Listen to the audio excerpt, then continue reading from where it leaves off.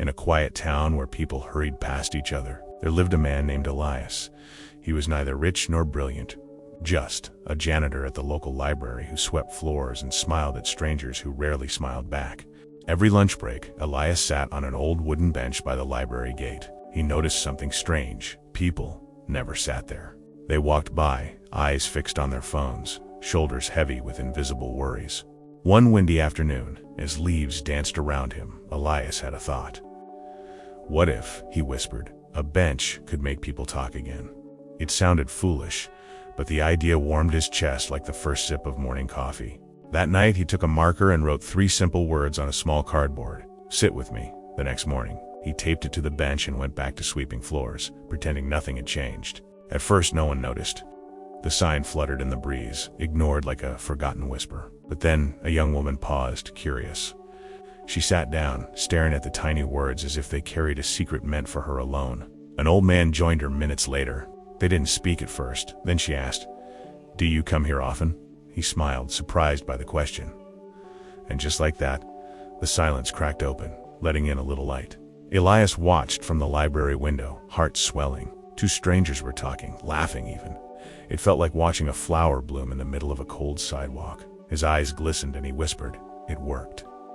The next day, someone added a note beneath the sign, "Thank you for this bench." Elias couldn't believe it. People began to stop, sit, and share stories. Students, widows, lost souls, dreamers, all finding comfort in that spot. Soon, the town began calling it the Talking Bench. Local journalists came to see what made it special, but when they asked who started it, no one knew. Elias stayed silent, smiling as he mopped the library floors. Days turned into weeks, and the bench became a haven for conversations that healed. One man reunited with his estranged son there. Another woman found courage to leave a job that made her miserable. All from 3 simple words. Elias realized something profound: connection didn't need grand inventions or money. It only needed space, time, and a small invitation to be human again. He felt proud, yet humble, like a gardener watching unseen seeds grow. One morning, the mayor stopped by. He sat, talked with a stranger, and later announced a plan. Every park in our city will have a sit with me bench. The idea spread faster than Elias could comprehend. Reporters wanted to know who began the movement, but Elias never stepped forward. He believed that the beauty of kindness was in anonymity. When no one could claim ownership, it belonged to everyone. Weeks later, he received a letter from a distant city. A teacher wrote, "Your idea reached us. My students created a Sit With Me corner. It's changing lives." Elias cried quietly in his small room that night. He thought of his late wife, who used to say, "Elias, small acts make the loudest echoes." Maybe she was right. Maybe love, when shared in silence, could still be heard across oceans. But one rainy evening, the bench broke. A truck had accidentally hit it. When Elias saw the shattered wood, his chest tightened. It wasn't just a bench, it was hope. And now it lay in pieces, soaked in mud. He picked up the broken pieces and sat on the wet ground. People walked by, not knowing who he was or what he'd done. For the first time, Elias felt small again, like the world had turned its back on his quiet dream. Then a child approached him, holding a hand-painted sign, "We'll build it again." Behind her stood dozens of townspeople carrying wood, nails, and umbrellas. "You started this," someone said. "Let us finish it together." Under the pouring rain, laughter and hammering filled the air. They built a new bench, stronger, wider, brighter. When it was done, the little girl asked, "Can we make more?" Elias nodded, tears mixing with the rain.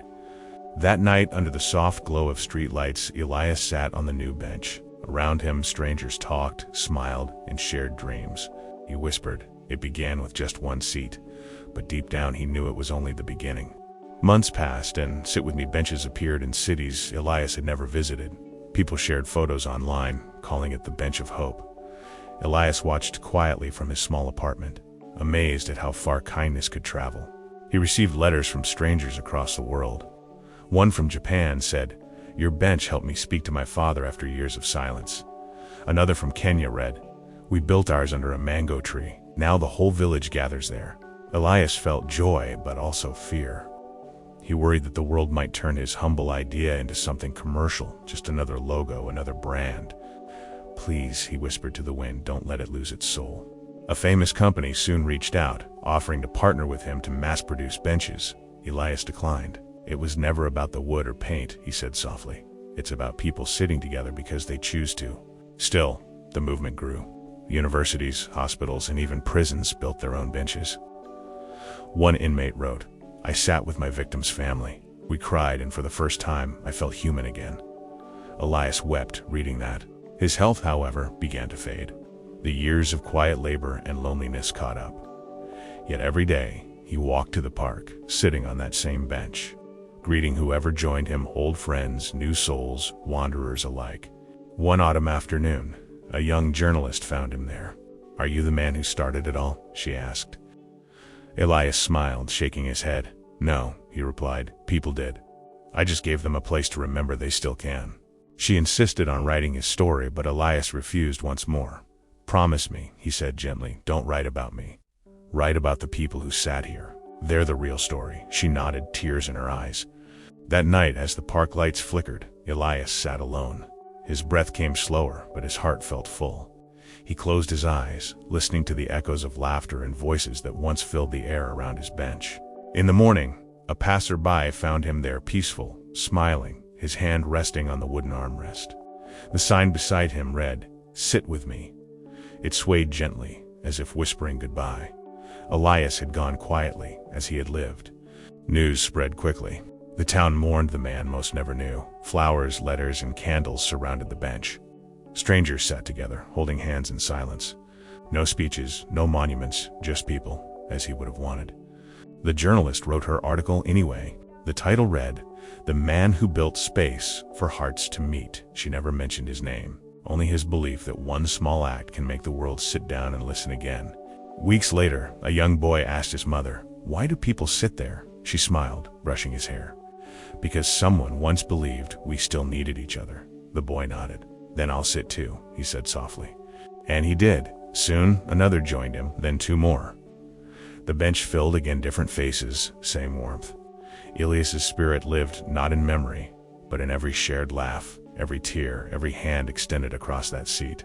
Years later, a group of students decided to rebuild old benches around the world. They called their mission the Echo Project. None of them had met Elias, yet they spoke of him as if they had always known his heart. In a remote village, a carpenter carved words into a new bench. "Sit with me," inspired by a man who believed in listening. The bench overlooked a river, where children now gathered to talk and dream. At the same time, an astronaut aboard a space station read about the story. He smiled and said to his crewmate, "If people can find peace on a bench, maybe one day we'll build one up here too." They both laughed softly. Decades passed. The world became louder, busier, but the benches remained, a quiet rebellion against isolation. Whenever someone sat down, the world seemed to pause, even for a heartbeat, and remember what mattered. A century later, a historian wrote, "No one knows who started the Sit With Me movement, but its origin doesn't matter. What matters is that it reminded humanity of the simplest truth. Connection is our greatest invention." And somewhere beyond names and time, Elias smiled. Not because the world remembered him, but because it remembered each other. One idea, one bench, one man, and 1,000 hearts forever learning to sit, listen, and love again.